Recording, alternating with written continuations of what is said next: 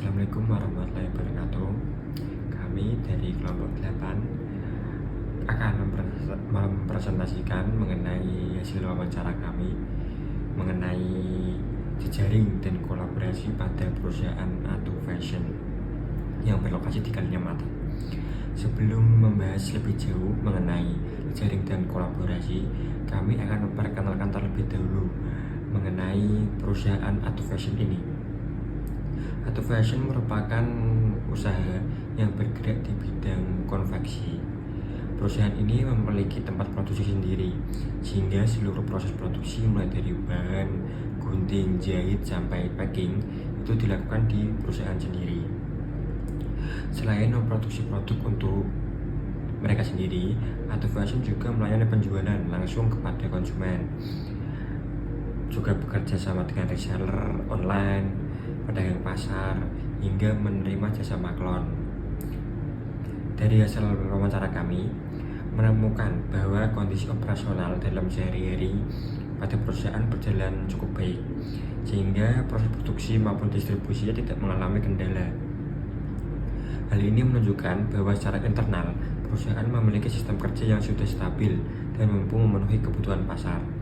Namun terdapat beberapa tantangan dari faktor eksternal, yaitu permasalahan memperoleh tenaga kerja, yang dimana Atu Fashion ini berlokasi dekat dengan pabrik-pabrik garment Kalimantan, sehingga para pekerja lebih memilih masuk pabrik yang menawarkan gaji lebih tinggi serta lebih stabil. Meskipun dari pihak Atu Fashion ini memiliki value, yaitu tetap memberikan lingkungan kerja yang nyaman dan memberi kemudahan izin pada pekerja serta memahami kondisi sosial pekerja. Masalah eksternal selanjutnya adalah kondisi ekonomi yang tidak stabil, seperti permasalahan nilai tukar rupiah saat ini yang membuat harga bahan baku menjadi naik dan juga sulit. Dampak itu berpengaruh terhadap proses produksi karena harga bahan baku yang mahal dan juga sulit. Oleh karena itu, Atu Fashion perlu membangun jejaring yang kuat dengan berbagai pihak agar perusahaan tetap mampu bertahan dan berkembang dalam kondisi ekonomi yang tidak stabil. Selanjutnya akan dibahas oleh teman saya. Selanjutnya saya akan membahas mengenai jejaring kerjasama yang dimiliki oleh Atu Fashion. Berdasarkan hasil wawancara, perusahaan ini tidak hanya mengandalkan kemampuan produksi, tetapi juga membangun hubungan dengan berbagai mitra yang saling mendukung kegiatan bisnisnya. Jejaring tersebut meliputi supplier bahan baku, penjualan offline, reseller online, afiliator, dan konten kreator, hingga mitra maklon. Hubungan yang luas ini menjadi salah satu kekuatan utama perusahaan dalam menjaga keberlangsungan usahanya. Pertama, yaitu kerjasama dengan mitra maklon. Layanan maklon ditunjukkan kepada pelaku usaha yang memiliki merek pakaian sendiri tetapi belum memiliki fasilitas produksi. Bentuk kerjasamanya juga cukup fleksibel, dengan pelanggan yang hanya menggunakan jasa produksi karena bahan sudah disediakan sendiri, dan ada pula yang mempercayakan seluruh proses dari penyediaan bahan hingga produksi kepada Atu Fashion. Kerjasama seperti ini memberikan keuntungan bagi kedua belah pihak. Mitra dapat memiliki produk dengan mereknya sendiri, sedangkan Atu Fashion memperoleh tambahan kapasitas produksi dan sumber daya pendapatan. Selanjutnya adalah jejaring penjualan offline. Penjualan offline berasal dari berbagai komunitas perdagangan maupun toko fashion di beberapa kota. Mereka membeli produk sesuai kebutuhan, kemudian menjual kembali kepada konsumen ataupun toko-toko lain.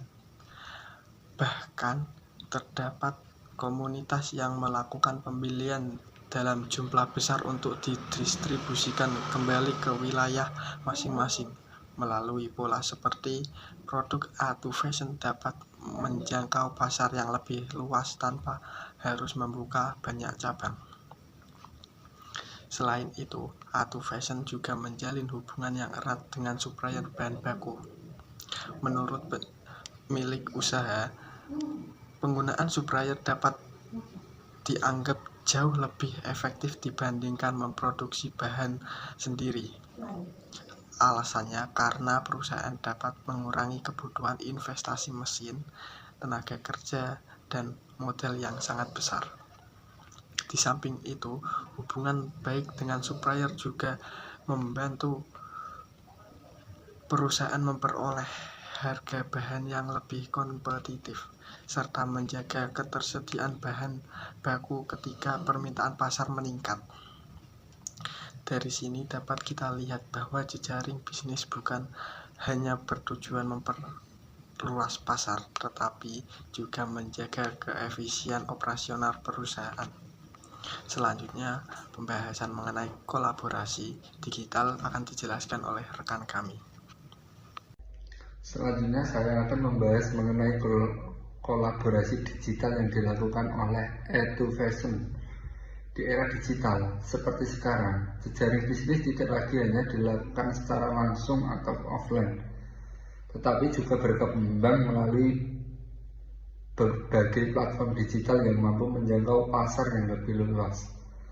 A2 Fashion menjadi salah satu contoh UMKM yang berhasil memanfaatkan perkembangan teknologi tersebut.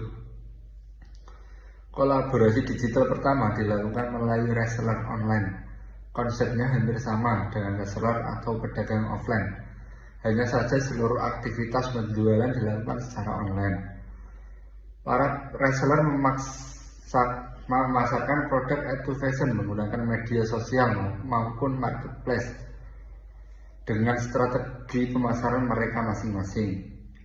Setelah ada pemesanan dari konsumen, reseller kemudian melakukan pemesanan kepada A2 Fashion untuk dikirimkan kepada pembeli. Sistem ini memberikan keuntungan bagi kedua belah pihak karena reseller tidak perlu memiliki stok barang dalam jumlah besar. Sedangkan A2 Fashion memperoleh tambahan saluran distribusi tanpa harus membuka cabang di berbagai daerah. Selain reseller, A2 Fashion juga memanfaatkan program affiliate yang tersedia di marketplace. Para afiliator akan mengajukan kerjasama, meminta sampel produk atau dibuat ulasan atau review. Kemudian mempromosikannya melalui akun media sosial mereka. Jika terjadi penjualan melalui tautan affiliate tersebut, maka afiliator akan memperoleh komisi. Strategi ini cukup efektif karena calon pembeli cenderung lebih percaya terhadap pengalaman menggunakan produk yang dibagikan oleh kreator dibandingkan hanya melihat iklan biasa. Tidak hanya itu, perusahaan juga memiliki konten kreator internal yang bertugas membuat konten promosi dan melakukan live streaming. Di sisi lain, A2 Fashion juga bekerja sama dengan konten kreator dari luar perusahaan dan sistem kerjanya hampir sama dengan afiliator. Kolaborasi ini membantu meningkatkan branding sekaligus memperkenalkan produk kepada lebih banyak calon konsumen. Media digital yang paling banyak dimanfaatkan adalah TikTok Shop dan Shopee. Berdasarkan hasil wawancara melalui kedua platform tersebut, A2 Fashion mampu menjualkan sekitar 2.000 paket setiap hari pada kondisi normal. Bahkan dapat mencapai 4.000 paket per hari ketika ada event tertentu. Hal ini menunjukkan bahwa pemanfaatan jaring digital memberikan kontribusi yang sangat besar terhadap peningkat penjualan perusahaan. Meskipun masih terdapat tantangan seperti perang harga dan penyalahgunaan sistem retur. Secara keseluruhan, kolaborasi digital telah menjadi salah satu faktor utama yang mendukung perkembangan A2 Fashion. Selanjutnya, pembahasan mengenai konsep Pentahelix akan dijelaskan oleh rekan kami. Selanjutnya, saya akan menjelaskan mengenai konsep Pentahelix, yaitu konsep kolaborasi yang melibatkan beberapa pihak untuk mendukung pengembangan suatu usaha. Pada penelitian ini, kami membahas bagaimana hubungan Atu Fashion dengan unsur pemerintah, dunia bisnis, komunitas, media, dan akademisi. Saya akan memulai dari unsur pemerintah dan bisnis.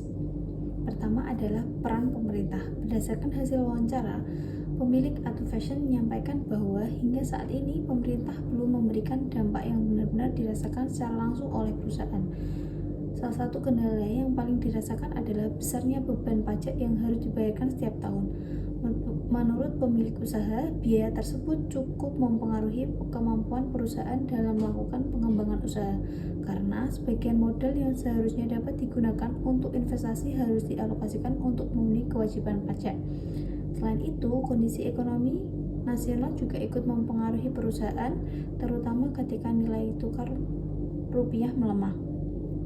Dampaknya adalah harga bahan baku meningkat dan pasokannya menjadi lebih sulit diperoleh.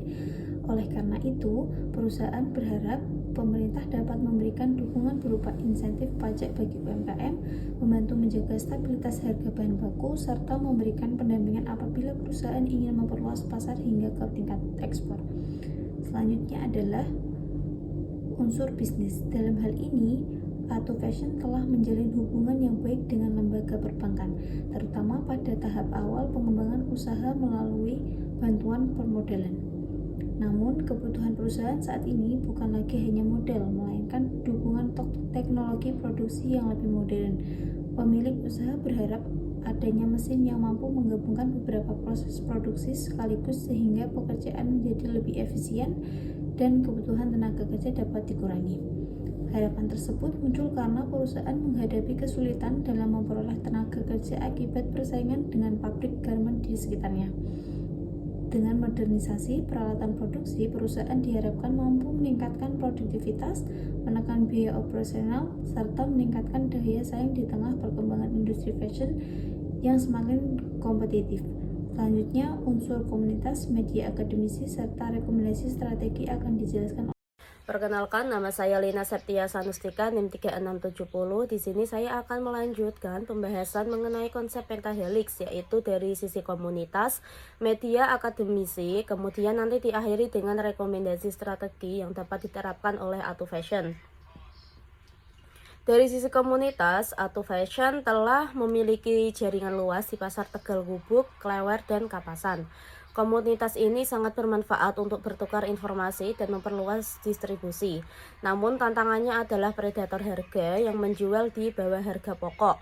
Kami merekomendasikannya adalah kesepakatan etika persaingan harga agar pasar tetap sehat.